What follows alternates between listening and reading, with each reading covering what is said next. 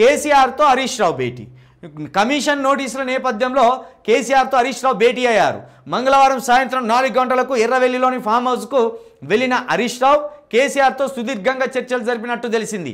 ఏం చేయాలి, విచారణకు హాజరు కావాలా వద్దా, లీగల్ ఒపీనియన్ ఏమైనా తీసుకోవాలా లాంటి అంశాలపై చర్చించినట్టు సమాచారం. కమిషన్ ఓపెన్ కోర్టులు నిర్వహించిన తీరు, అధికారులు ఇచ్చిన స్టేట్మెంట్లు, ప్రాజెక్టుకు సంబంధించిన వ్యవహారాలు తదితర అంశాలపైన ఇరువురు నేతలు డిస్కస్ చేసినట్టు తెలిసింది. లీగల్ ఒపీనియన్ తీసుకుంటారు ఎట్లయినా, అది అందరికీ తెలిసిందే.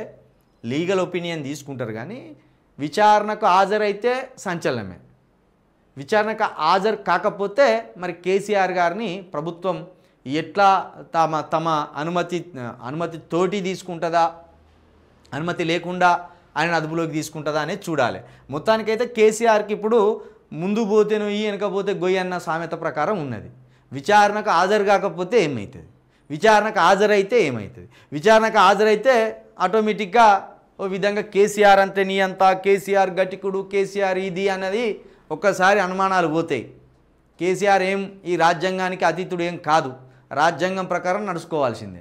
కాబట్టి విచారణకు హాజరైండు కేసీఆర్ అంటే ఇక రెగ్యులర్గా హాజరు కావాల్సిందే. ఇక ఒక్కసారి హాజరైందంటే జగన్ లెక్క ప్రతి శుక్రవారం కోర్టుకు పోయినట్టు ఈయన కూడా పోవాల్సిందే ఇక ఆ కేసు విషయంలో. కాబట్టి దీని విషయంలో మరి ఏం జరుగుతుందో చూడాలి. ఇప్పటికే 109 మంది అధికారులను కాళేశ్వరం కమిషన్ విచారించింది.